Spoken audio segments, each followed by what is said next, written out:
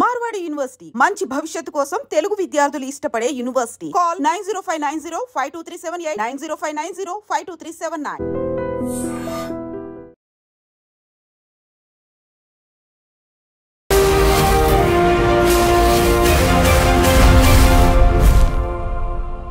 నమస్తే, welcome to I dream social spotlight with Kavitha. America అధ్యక్షుడు Donald Trump అయిన తర్వాత ఇతర దేశాల మీద టారిఫ్లు విధించడం అనేది చాలా కామన్గా అయిపోయింది అనేటువంటి వార్తలు ఉన్నాయి. ఇంపోర్ట్స్, ఎక్స్పోర్ట్స్ వీటన్నిటి మీద ఇతర దేశాలతో టారిఫ్లు అనేవి ప్రతిరోజు వార్తలు వస్తున్నాయి. అందులో ప్రధానంగా ఎంటర్టైన్మెంట్ ఇండస్ట్రీ, అమెరికాలో కాకుండా ఇతర దేశాల్లో నిర్మించినటువంటి సినిమాలు అక్కడ రిలీజ్ చేసుకోవాలంటే 100% టారిఫ్ ఉంటుంది అనేటువంటి ఒక వార్త. ఇందులో నిజమెంత? యాక్చువల్గా టారిఫ్ అంటే ఏంటి? ఎంటర్టైన్మెంట్ ఇండస్ట్రీకి కూడా టారిఫ్లు వర్తిస్తాయా? మనతో పాటుగా ఉన్నారు ప్రముఖ అంతర్జాతీయ న్యాయవాది డాక్టర్ శ్రీనివాస్ కావేటి గారు. హలో సార్, నమస్తే. నమస్తే. యూజువల్గానే మనకి టారిఫ్లు అనగానే ఇతర దేశాల్లో ఇంపోర్ట్స్, ఎక్స్పోర్ట్స్, గూడ్స్ వీటన్నిటికీ ఉంటుంది. ఎంటర్టైన్మెంట్ ఇండస్ట్రీ కూడా ఉంటుంది అనేది ఇప్పుడు 100% టారిఫ్ అనేది ట్రంప్ ఒక ఆదేశం వచ్చిన తర్వాత. What exactly is tariff? అంటే ఏంటి అసలు? టారిఫ్ ఏం చేస్తారు? టారిఫ్ అంటే మనకు అంటే కామన్ మ్యాన్స్ లాంగ్వేజ్లో ఒక duty imposed on certain goods or services. ఇప్పుడు మరి ఎంటర్టైన్మెంట్ ఇండస్ట్రీ సర్వీసెసే కదండి. ఫిలిం యాక్టింగ్ అయినా ఎంటర్టైన్మెంట్ అయినా ఇట్స్ సర్వీస్ ఇండస్ట్రీ. ఒక టారిఫ్ అంటే it's not a tax, it's a duty imposed. ఆ డ్యూటీ ఇంపోజ్ ఎందుకు చేస్తారంటే లోకల్ ఇండస్ట్రీని ప్రమోట్ చేయడానికి. ఇప్పుడు ఫర్ ఎగ్జాంపుల్ యుఎస్లో ఇప్పుడు ఆయన అమెరికా గ్రేట్ చేయాలి, మళ్ళీ అన్ని కంపెనీస్ వెనక్కి వచ్చేయండి, చైనా నుంచి అన్ని కంట్రీస్ నుంచి వచ్చి ఇక్కడే మ్యానుఫ్యాక్చర్ చేయండి అని ఒక నినాదం ఇచ్చారు. ఆ నినాదం ఇచ్చారు కనుకనే ప్రెసిడెంట్ అయ్యారు. ఇప్పుడు ఆయన ఏం చేస్తున్నారంటే ఇప్పుడు మెనీ అమెరికన్ సినిమాలు, హాలీవుడ్ సినిమాలు వాళ్ళు బయట దేశాలు కూడా వెళ్ళి షూటింగ్ చేస్తున్నారు. సో ఆయన ఏమంటాడంటే అంటే to promote the local industry ఒకటి, అంటే వాళ్ళు బయటికి పోకుండా అక్కడే చేసుకోవాలని. రెండోది బయట దేశస్తులు కూడా, అంటే ఇప్పుడు వరల్డ్ మొత్తంలో ఫిలిం ఇండస్ట్రీస్ ఉన్నాయి కదండి, అమెరికాకు వచ్చి కూడా షూట్ చేస్తారు. మరి అమెరికాకు వచ్చి షూట్ చేసినప్పుడు మీరు అమెరికా సినిమా తీసుకున్నప్పుడు ఫారిన్ కంట్రీ సినిమాలు మీరు ప్రొడక్షన్ కంపెనీస్ మీరు ఒకవేళ వచ్చి అమెరికాలో సినిమా తీసి అమెరికాలో రిలీజ్ చేస్తే మేము మీ మీద టారిఫ్ వేస్తాము, అంటే 100% టారిఫ్ వేస్తాము ఫారిన్ సినిమా వాళ్ళు. మూడోది ఏంటంటే ఇప్పుడు మీరు వచ్చి ఫర్ ఎగ్జాంపుల్ ఇప్పుడు ఒకవేళ మనకు అందరికి అర్థం చేసుకోవాల్సింది ఏమిటి అంటే ఇప్పుడు అమెరికాలో 80% సినిమా థియేటర్లు ఓన్డ్ బై రిలయన్స్ ఇండస్ట్రీస్. థియేటర్లు కొనేశారు రిలయన్స్ వాళ్ళు ఎవరైతే సినిమాలు అందులో రిలీజ్ చేస్తారో అందులో బాలీవుడ్ సినిమాలు, తమిళ్ సినిమాలు, మలయాళం సినిమాలు, తెలుగు సినిమాలే ఎక్కువ చూస్తున్నారు అమెరికా మొత్తంలో. ఈవెన్ కెనడాలో కూడా పంజాబీ సినిమాలు, పంజాబీ వాళ్ళు ఉంటారు. సో మన వాళ్ళు పెద్ద వ్యూవర్స్ అక్కడ, ఏది సినిమా థియేటర్ వెళ్ళి సినిమా చూసేవాళ్ళు కూడా. రెండోది ఏంటి, అక్కడ ఓటీటీ ప్లాట్ఫామ్స్, ఇప్పుడు నెట్ఫ్లిక్స్ ఉంది, అమెజాన్ ఉంది, డిస్నీ ఉంది. ఆ ప్లాట్ఫామ్స్లో కూడా మన వాళ్ళు మన అన్ని సినిమాలు ఓటీటీ ప్లాట్ఫామ్స్లో రిలీజ్ చేస్తున్నారు.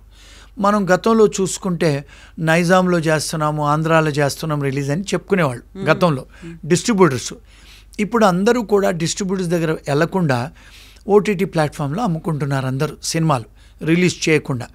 ఎందుకు? They are also making money in that OTT platforms. ఇప్పుడు ఇంకొక విషయం ఏంటంటే డిజిటలైజేషన్ అయిన తర్వాత ఇప్పుడు కొంత కంట్రోల్గా లేదు, ఎందుకంటే లాస్ అన్ని కంట్రీస్లలో ఈ డిజిటలైజ్ సినిమాలు ఓటీటీ ప్లాట్ఫామ్స్లలో దీన్ని ఎలా ట్యాక్స్ వేయాలి, దీనికి ఉన్న సెన్సార్షిప్ రెగ్యులేషన్స్ ఏంటి అంత స్ట్రిక్ట్గా లేవు. అందుకని అందరూ కూడా ఓటీటీ ప్లాట్ఫామ్స్లో అమ్ముకుంటున్నారు. So they're all telecasted from America. ఇప్పుడు ఫారిన్ ఫిలిమ్స్ అంటే మన ఒక్క దేశమే కాదు కదండి, చైనీస్ వాళ్ళు ఉన్నారు అక్కడ అమెరికాలో, కొరియన్స్ ఉన్నారు, అన్ని దేశస్తులు ఉన్నారు అక్కడ. మరి అన్ని దేశస్తుల సినిమాలు ఈవెన్ నైజీరియన్స్ కూడా అక్కడ టెలికాస్ట్ చేస్తారు ఓటీటీ ప్లాట్ఫామ్స్లో. మరి అమెరికాలో 190 దేశాల మనుషులు ఉన్నారు, మరి వాళ్ళందరూ కూడా సబ్స్క్రైబ్ చేసి చూస్తారు. మరి అలాంటి సినిమాలు అక్కడ మీరు ఒకవేళ ప్లే చేసేటట్టుంటే మీకు టారిఫ్స్ వేస్తాము అంటే he wants to make money on that, ఆ ఇండస్ట్రీ మీద. అందుకని వాళ్ళ మీద కూడా టారిఫ్ వేస్తున్నాడు 100%. సో మీకు డెఫినెట్గా it will affect our Indian cinema, బాలీవుడే కానీ టాలీవుడే కానీ తమిళ్, మలయాళం అన్ని సినిమాలు డెఫినెట్గా ఎఫెక్ట్ అవుతాయి. అంటే ముందు ముందు మనం ప్లే చేసుకోవచ్చా? చేసుకుంటే మనం ట్యాక్సులు కట్టాలి, టారిఫ్ కట్టాలి, నాట్ ట్యాక్స్. మరి కట్టకపోతే మరి కడితే ఎక్స్పెన్సివ్ అవుద్దిగా సినిమా, మనం చూడగలుగుతామా అన్ని క్వశ్చన్స్ ఇవన్నీ.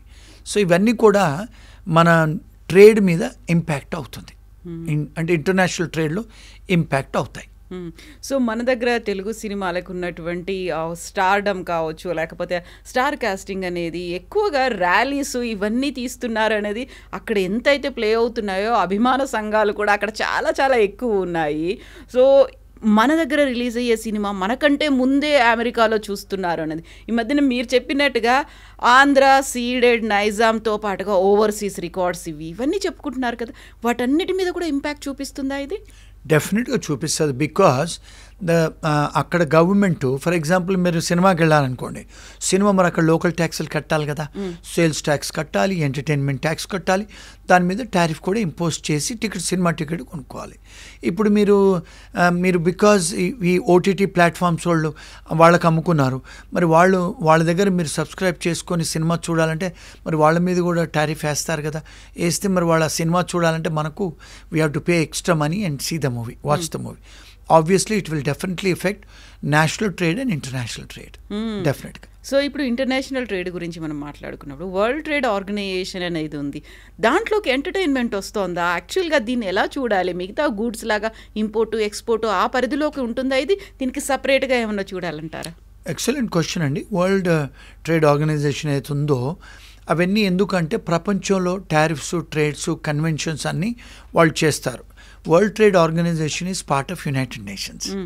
సో ఇప్పుడు ఎట్లయితే సెక్యూరిటీ కౌన్సిల్, జనరల్ అసెంబ్లీ, మళ్ళీ దాని తర్వాత Human Rights Council, World Health Organization, ఇవన్నీ కూడా అనుబంధ సంస్థలే యునైటెడ్ నేషన్స్కి. ఎందుకు? వ్యాపారాలు చేయాలంటే ప్రపంచంగా యూనిసెట్రాల్ కూర్చొని ట్రేడ్ అగ్రిమెంట్స్ కూర్చొని రాస్తాయి. అంటే 190 దేశాలు కూర్చొని, మెంబర్ స్టేట్స్ అన్నీ. మరి వాళ్ళు కూడా ఏమంటున్నారు, దిస్ ఇస్ అన్లాఫుల్, కానీ మరి లోకల్ సబ్జెక్ట్ కదా, అది అమెరికన్ గవర్నమెంట్కి సంబంధించిన సబ్జెక్ట్ అది. మరి వాళ్ళు లోకల్గా ఇంపోర్ట్ డ్యూటీస్ వేయచ్చు, టారిఫ్స్ వేయచ్చు, మరి లోకల్ ట్యాక్స్లు వేయచ్చు. ఇప్పుడు ఏమంటున్నారంటే ప్రెసిడెంట్ ట్రంప్ గారు ఇప్పుడు ఇన్కమ్ ట్యాక్స్ రద్దు చేస్తా అంటున్నారు. ఆయన ఇన్కమ్ ట్యాక్స్ రద్దు చేస్తాను అని నినాదం ఇచ్చారు కనుక అమెరికన్ సిటిజన్స్ అంతా ఆయన ఓటేశారు. ఎందుకు అంటే అమెరికన్ సిటిజన్స్కు ఓటు అంటే ఇప్పుడు ఎందుకు ఆయన గెలిపించారు కదా, మాకు ఇన్కమ్ ట్యాక్స్ ఉండదు, ముందు ఇన్కమ్ ట్యాక్స్ రద్దు చేసి టారిఫ్స్ల మీదే మనం బతకొచ్చు. గతంలో కూడా ఇండస్ట్రియల్ రెవల్యూషన్ అయినప్పుడు, వరల్డ్ వార్స్ అయినప్పుడు కూడా ఎప్పుడు కూడా ఇన్కమ్ ట్యాక్స్ లేదంట అక్కడ అమెరికాలో. సో అది వరల్డ్ తర్వాత తీసుకొచ్చారంట ఇన్కమ్ ట్యాక్స్ అనేది. అందుకని ఆయన ఏమంటాడంటే మరి గతంలో కూడా మనం టారిఫ్స్ మీద బతికాం కదా అమెరికాలో, ఎవరైతే ఎక్స్పోర్ట్ ఇంపోర్ట్ గూడ్స్ ఇంపోర్ట్ చేసుకున్నప్పుడు మరి అప్పుడు మనం సంతోషంగా బ్రతికాము, ఇప్పుడు ఎందుకు మన సిటిజన్స్ మీద ట్యాక్స్ వేయాలి, ఆ ట్యాక్స్ను రద్దు చేస్తా అంటున్నాడు. సో అంటే పాతకాలంలో ఇన్కమ్ ట్యాక్స్ లేదు, సో అప్పుడు ఇన్కమ్ ట్యాక్స్ లేకుండా కూడా మనం టారిఫ్స్ చేసి బతకొచ్చు అని ఒక ఆయన ఎగ్జాంపుల్ ఉంది, ఎక్స్పీరియన్స్ ఉంది. అలా బ్రతుకుదాము మనం టారిఫ్స్ చేసి అని చెప్పి ఆయన ఇచ్చిన నినాదం. కాకపోతే ఇప్పుడు ప్రపంచ దేశాలన్నీ అపోజ్ చేస్తున్నాయి, అక్కడ మళ్ళీ బయలాటరల్ రిలేషన్స్ మీద ఎఫెక్ట్ పడుతుందేమో అనేది.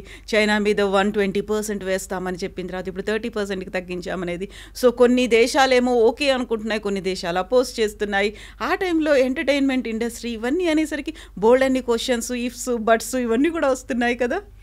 అయితే ఏమైందండి, ఇప్పుడు టారిఫ్స్ ఆయన డిక్లేర్ చేయగానే చైనా మీద, ఇండియా మీద, అన్ని కంట్రీస్ మీద 80 దేశాలు ఆయన అప్రోచ్ అయ్యాయి, చిన్న చిత్క దేశాలు. ఏమని, మీరు ఇలాంటి ఇంపోజ్ చేస్తే మేము బ్రతకలేం. ఎందుకు అంటే ఇది ఇంటర్నేషనల్ ఎకనామిక్స్, ఇంటర్నేషనల్ ట్రేడ్ అర్థం చేసుకోవాలండి. ప్రపంచంలో మ్యానుఫ్యాక్చర్ చేసిన గూడ్స్ అన్నీ 68% అమెరికానే కన్జ్యూమ్ చేస్తుందంట.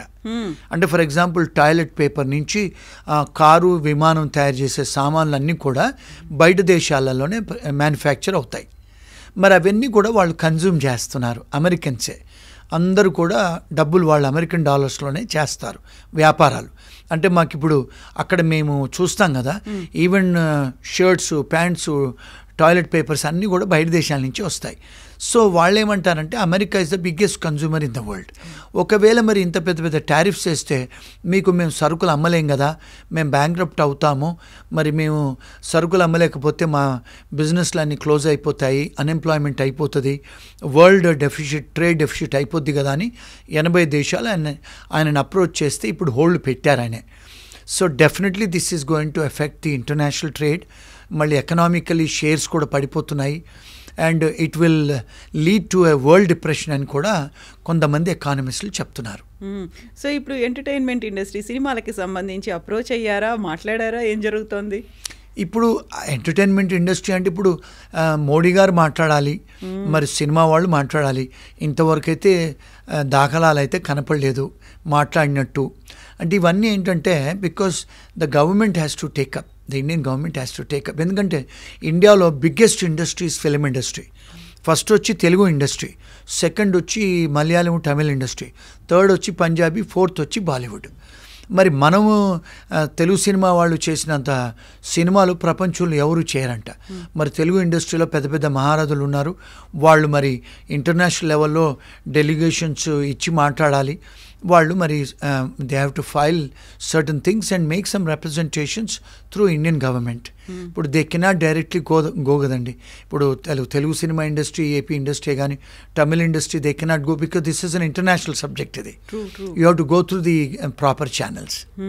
సో ఇప్పుడు ఎలాగో మనకి కశ్మీర్ ఇష్యూ ఉంది, ఇవన్నీ బయలాటరల్ ఇష్యూస్, రిలేషన్స్ ఇవన్నీ ఉన్నాయి కాబట్టి నెక్స్ట్ కమ్స్ ఎంటర్టైన్మెంట్ అయి ఉంటుంది. దాన్ని కొంచెం తర్వాత ఆలోచిద్దాము అనే ఆలోచనలో ఉండి ఉండొచ్చు కదా. ఎస్ అండి, ఐ థింక్ సో. ఎస్ అండి, thank you so much Srinivas గారు. Thank you.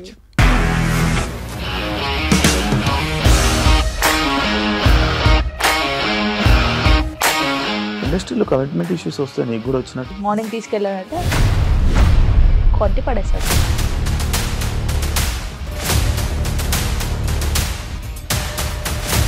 ఒక్కళ్ళు కూడా చూడలేదు ఈ సినిమా అని చెప్పడానికి కూడా చాలా ధైర్యం కావాలి. అది నిజం కదా, దాంట్లో ధైర్యం ఏంటి? ఇది నెక్స్ట్ డే ప్లేట్ మార్చేస్తే తప్పు కదా. As of now we're comfortable this అని నేను అనుకుంటున్నాను. రష్మిక గారిది మీది ఒకే ఊరు అంట కదా.